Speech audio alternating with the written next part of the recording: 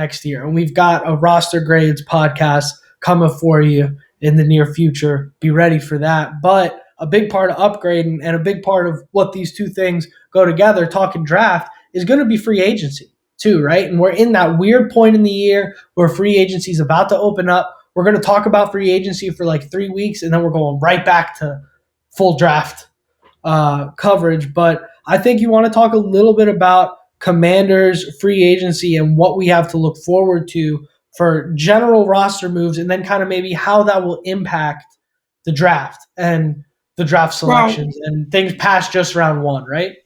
Yeah, what we're going to do here is Hogshaven wrote a great article where they projected who our free agency picks are, who our cuts are going to be, and who we're going to draft in all 7 rounds. So I think we just, all credit to Hogshaven. Let's just break that article down. Let's just go through, what they're projecting and just assume that's going to be reality.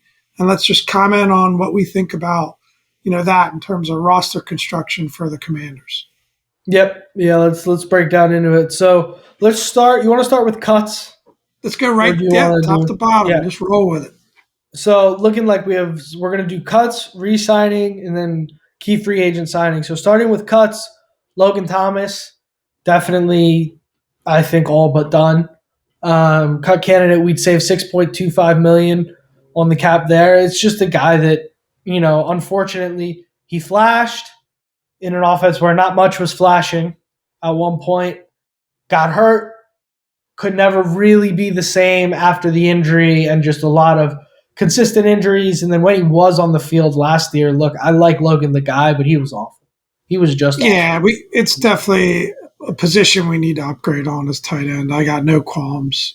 Again, love the guy, but I think we have to get out of the Ashburn syndrome of loving our guys too much and realize that, there are guys like Logan, unfortunately, and especially with his, I think he's getting in those 30s now.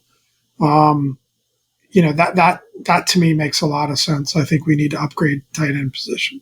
His best ball is years behind him. I think even cutting him going into last year might have made some sense. But obviously it makes a lot more sense this year with looking to upgrade in the draft later on down the line, or there are some pretty good free agent tight ends available for like that veteran presence for a young quarterback, which usually those two things are very important. You saw what Goddard did for Hurts a couple years ago. You saw what what's his name, Dalton Schultz did for Stroud last year. That's usually a very important connection for a young quarterback to have a reliable tight end.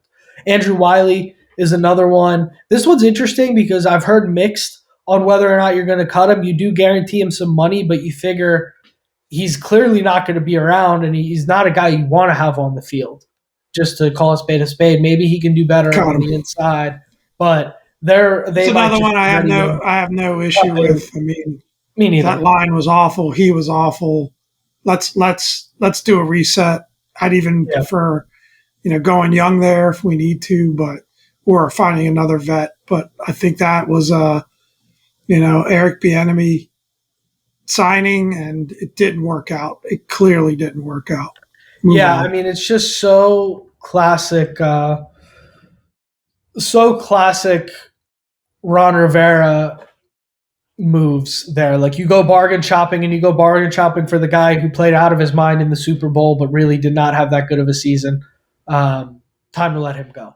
So those are the cuts. Obviously, we're going to spend a little more time on those because those are guys that you're familiar with. We're going to kind of speed things up here a little bit, going through the rest here. Re-signings, Cam Curl, that's a big one. They're talking about 4 years for $45 million, cap hit of $5 million in 2025. That would make a lot of people, including Cam Curl's dad, Greg, who does follow us on Twitter and interact with us from time to time, and make them all very happy. And I'd love to see Cam back at a reasonable price, which I think this would be. And then Khaleke Hudson. I think this one's interesting for 3 years at $18 million. What do you make of those two, Pop? Yeah, Cam actually had a social media post, I think it was on Twitter, that was pretty positive, showing him, with the Commanders. So maybe, who knows, maybe he's already got some early vibes from the coaching staff and, about coming back. Khaleke, I don't know, I could take or leave that. I kind of feel like that's like a classic Ron Rivera guy. I'd rather see Curtis Samuel. If I got to pick two, I'd go Cam and Curtis. if Yeah. I had to pick two for re-signing there. Yeah, I think so too. It's just not a. I don't know. Khalil Hudson's fine. He doesn't move the needle, but maybe this is a guy who incredibly athletic, a little bit undersized. Maybe this is a Dan Quinn renaissance It doesn't guy. fit what I'm feeling from that, though, that they want those physical, linebackers. I don't know. It just doesn't. Maybe it's just a gut feel. It just doesn't fit for me. But Yeah, yeah. yeah, I agree. I think that one's kind of fascinating. But otherwise, that's it for re-signings. So key guys that might be let to walk there: Cam Curl, or not Cam Curl, excuse me, Kendall Fuller and Antonio Gibson might be go the way of the dodo in terms of DC, their time in DC. Those guys look like they'd be left off here. And then key free agent signings again. So Going to go run through the whole list, and we'll comment at the end of it. yeah. In So terms you of got highlights or whatever. Jordan Whitehead at safety for 3 years, $45 million. Patrick Queen at linebacker, 4 years, $60 million. Jonah Jackson at left guard, 4 years, $45 million. So there's your Andrew Wiley cut. Bryce Huff on the edge, 3 years, $30 million. Noah Fant, tight end, 3 years, $24 million. And Jordan Lewis, quarterback from Dallas, 3 years, $20 million. You've got the scouting report, so I'd love to hear from you. What do you think the highlights are here? What do you think? Because you're much better at that than I am. I mean, I know there's some names here that I've heard you mention Yeah, already in previous pods. So Patrick Queen's going to jump off the tape as the big one here, right? That's going to jump off the sheet here. That would be the flashiest signing of the offseason by far. Was really great, kind of the Robin to Roquan Smith's Batman in Baltimore. You wish Adam Peters was here a couple years ago when Roquan Smith was available, and maybe we would have just had him. But yeah, Patrick Queen certainly a name that I'm intrigued by. That would be the high point of this list for me, and I'll give you the low point of this list too, and that would be Noah Fant. I am not interested in Noah Fant. who's he with now? That's the problem. Is that question right there? I believe he's with Seattle. I think he went over there in the Russ Wilson trade. I don't know if he's still there.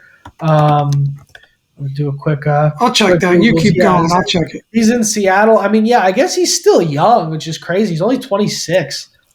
Did come from Iowa, which is like tight end university.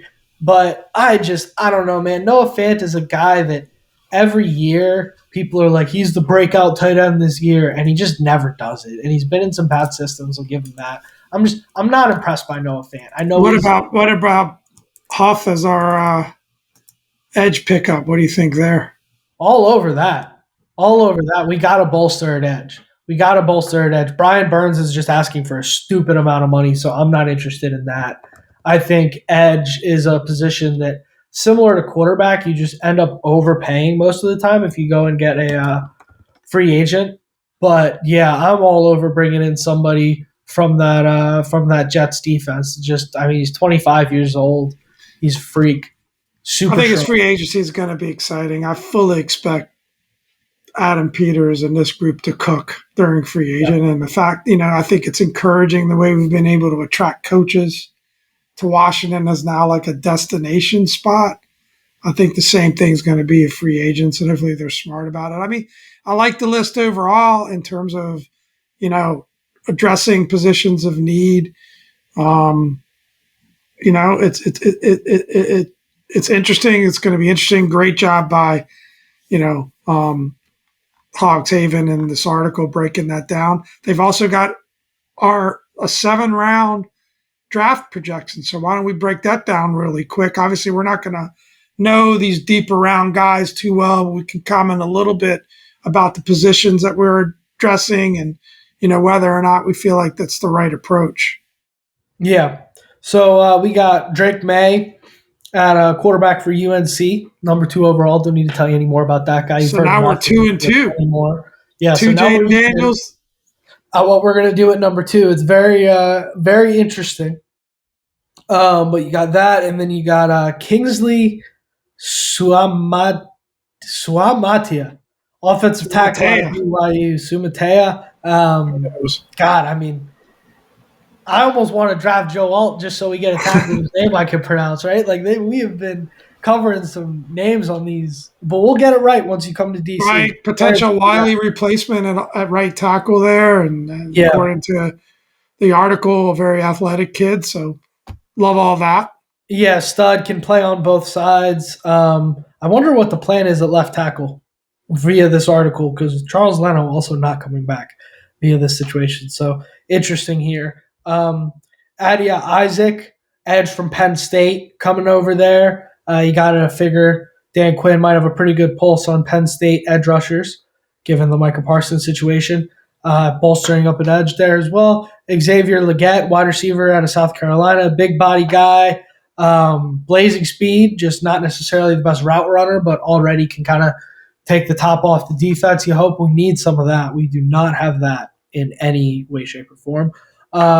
Junior Colson, linebacker out of Michigan, inside linebacker, really was a key piece and is NFL ready, which I think is a huge thing for some of our later round draft picks right now is getting guys that are NFL ready because we're just so thin across the board on the roster. Then you got, here's our answer at tight end, Theo Johnson out of Penn State. Great blocker, also great receiving threat.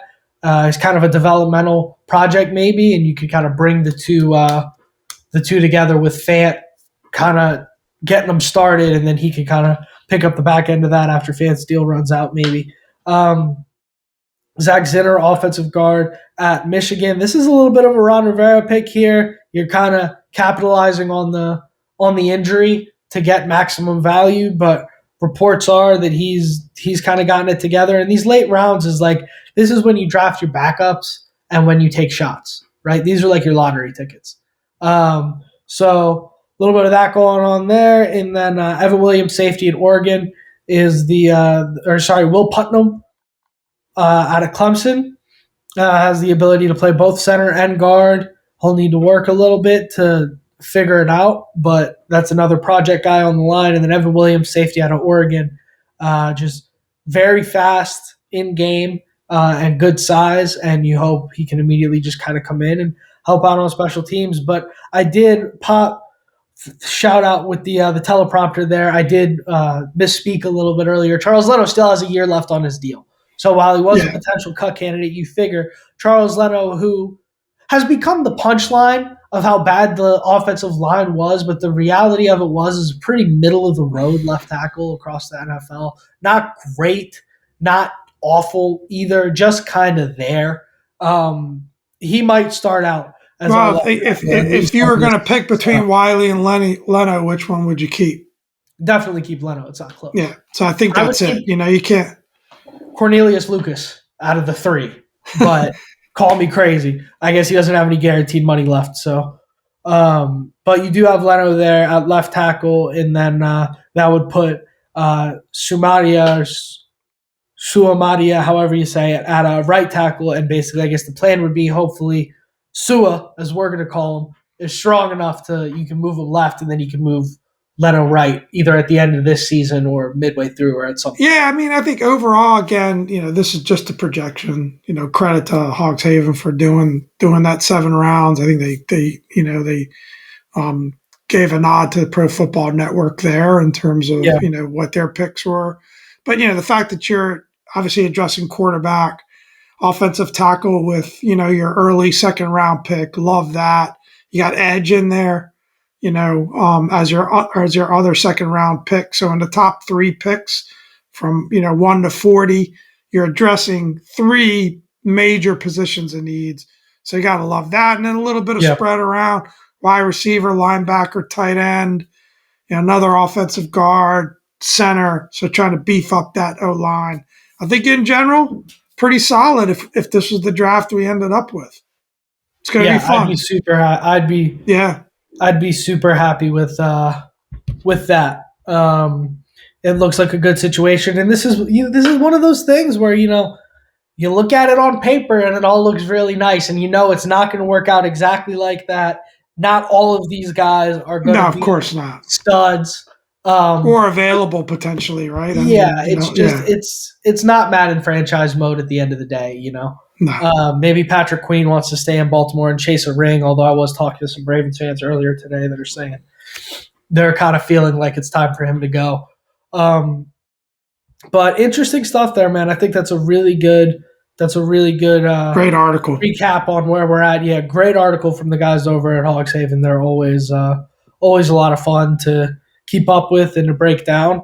And yeah, I think that's pretty much it for the guys here. Very thorough, dense 35 minutes for you guys. You guys got everything that you could possibly need for the off season in this podcast at this point of the year, at least. So, what do you say we sign off, Pop? Sounds good. All right. Without further ado, I've been Dom. This is Pop. Have a great week, everybody.